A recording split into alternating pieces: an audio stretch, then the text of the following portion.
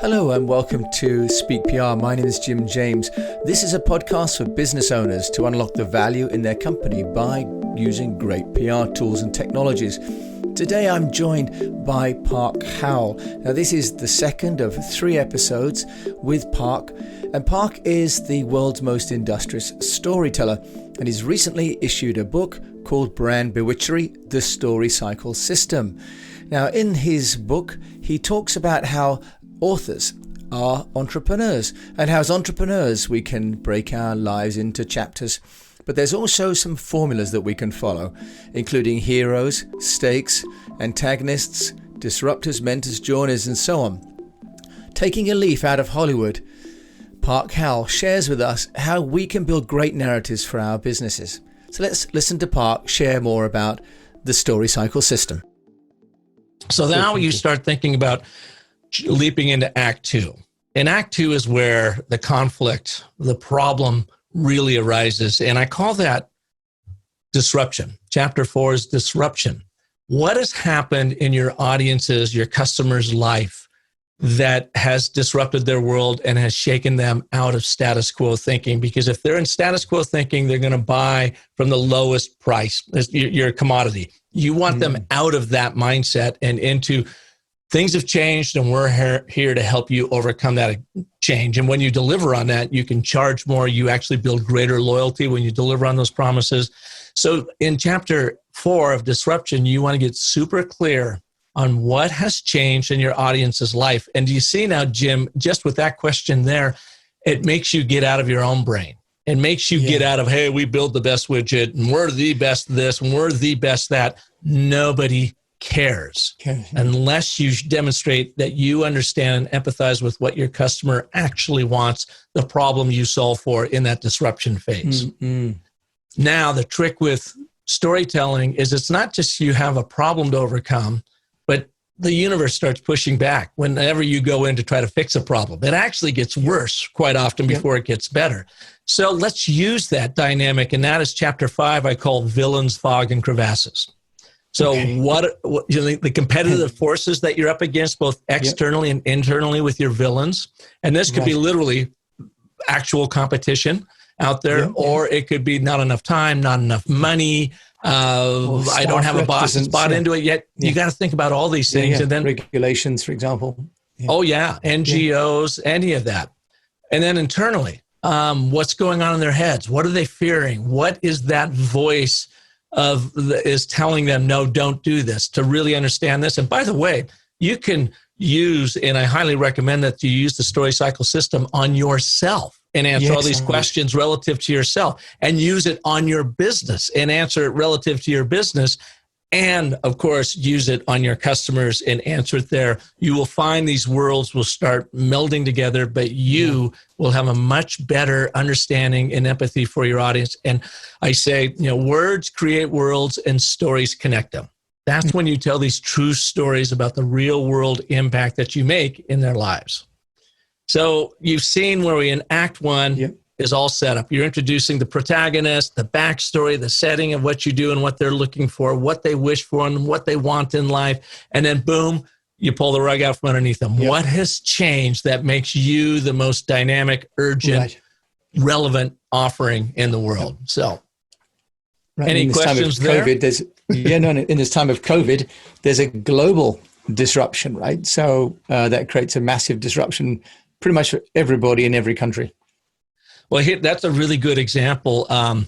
Let me demonstrate the ABT that we talked about, the and button there, for I did this for a class the other day. Here's how you start thinking this problem solution dynamic and the ABTs, this very simple foundational narrative framework you can use. So just imagine this. I'm going to share it with you right now. We were all looking for the promise of 2020 and what this new decade had in store for us. Right. But COVID struck the world. Therefore, we are reassessing who we are, what we stand for, where our careers are going, and how we can be in service over sales. Setup, problem, resolution. There is very nice. A perfect 3-act story structure that any brander, any marketer, any PR person can use to frame a point and then to go on. And you can use an ABT and tell that in under 20 seconds. And what you're doing, remember earlier when I said you hack through the noise and hook the hearts? You literally are using problem, solution, dynamic, algorithm of story of and, but, and therefore, and is setup, but is problem, therefore is the resolution, to hook into the limbic system. That ancient monkey storytelling brain of ours that is still very alive and kicking back in there, to get it to pay attention. That's a lovely one. I'm sure your son will probably be making the movie, I should think, for that one. And then, so should we then move on? So you've got then these, I guess then this moving on to the mentor, hence chapter 6, the mentor arrives, the person, with the new app or the new product or the new service arrives on the scene, the entrepreneur. So right. Ta-da! This we're here. Is all about you, about the brand. And what we look for in the mentors, this is where you do your ooh exercise, because everything leading up to this was all about your customer, what they're going through and what's happening in the world and why are they going to care about you and how can you help them?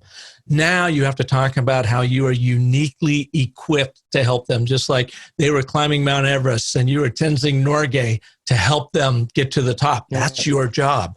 So you do the ooh exercise to figure out what are those stories that proof out what your UVP is, what your brand is all about. I want you to boil it down to one word at this point, and that's your brand promise. What do you promise that they will get from you emotionally by buying into your product or service? And this is customers, this is employees, this is partners, everybody you talked about earlier. What is that one thread of emotion that they all get by buying in? Right. And then you move on to the next thing is, what is the intrinsic gift? What physically do they get when they go through this? So like Red Bull is a great example. The intrinsic gift of Red Bull is what? They sell a carbonated, terrible tasting carbonated beverage, energy drink. That's what they make. But what do they make happen? Well, I guess in English we'd say liquid courage or energy. Or their tagline, we give you wings. We give you wings right? to take off. So brand storytelling is not about what you make, but what you make happen in people's lives. So I make the story cycle system, and I make a measurable, proven training program that you can physically take and teach your people and use to grow your own brand. Right. But what I make happen is I help leaders excel through the stories they tell. Mm-hmm. So even though you're buying the system, what do you really want? You want to be smart, optimistic. You want to own a room. You want to have the courage. You want to have the confidence. You want to have all these emotional things that come with being a really good storyteller. Okay. And that's ultimately what I'm selling, to excel through the stories you tell. Nice. And then, so is that the victory part? Now what we do is, think of Act 1, the setup of backstory, heroes, and stakes. We then move into Act 2 with disruption, pull the world out. What's the problem? What's the conflict? Then Chapter 5 is the villains, fog and crevasses. How do we amplify this pain? And what are they really up against that we know is just like life or death? And now I'm getting melodramatic.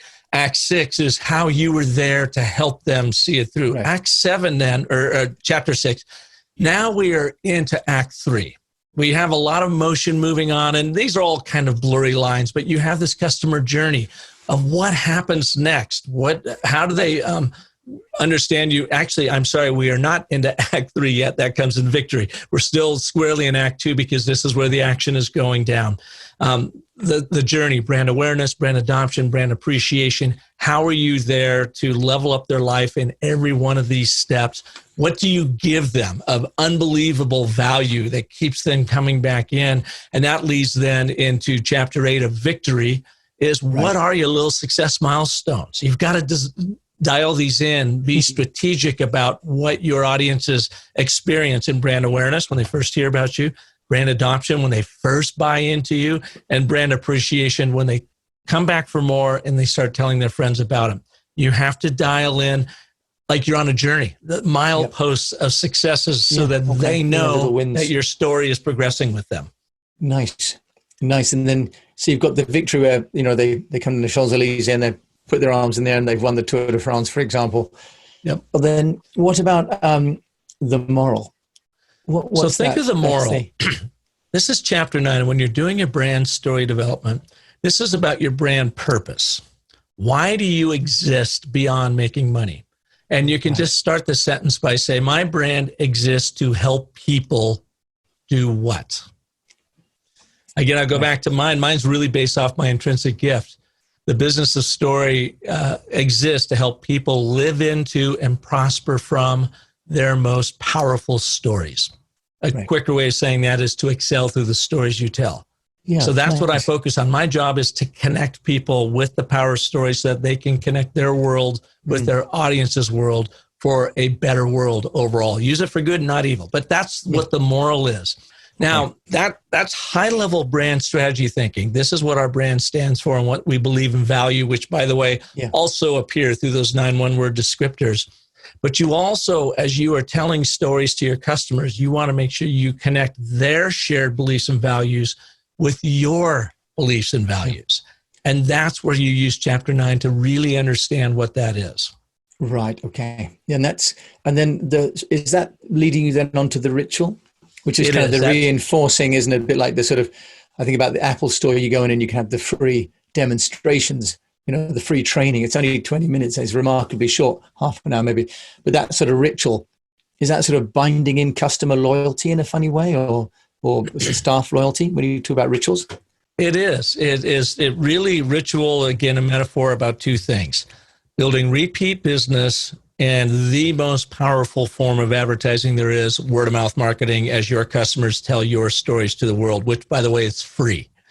So when I think about ritualizing a brand, I say, what is your call to action to get them involved? You're essentially inviting them into your story. Now making your story their story. Here's the magic of it, by understanding their story first and where you can have a decided impact on their journey. So you invite them in, they purchase something else, they now share it with their friend. You want to be able to trigger that by, in your victory lap of showing them where they're having success with your brand, but then inviting them to share that story and showing them what to do online, giving them the tools, giving them the little story elements of video and blog posts or whatever it might be, Instagram stories that they can then reshare because they have bought into who you are and what you're about. Now they become a very active member in your story. And I think it's worth pointing out here, your viewers can't see this, but if you go to Amazon.com and search brand bewitchery, the story cycle system is a spiral. And my good friend, Dr. Randy Olson, who worked with me on the N button, therefore, he calls it the narrative spiral. I call it the story cycle system, a narrative spiral. It's different from Joseph Campbell's hero's journey because that was a circle. Your hero starts out in an ordinary world. They get moved, answer a call to adventure. They go into this extraordinary world. They have trials and tribulations. They learn something, and then they return back to their ordinary world. But they're elevated. They've returned with the boom. They are better, smarter.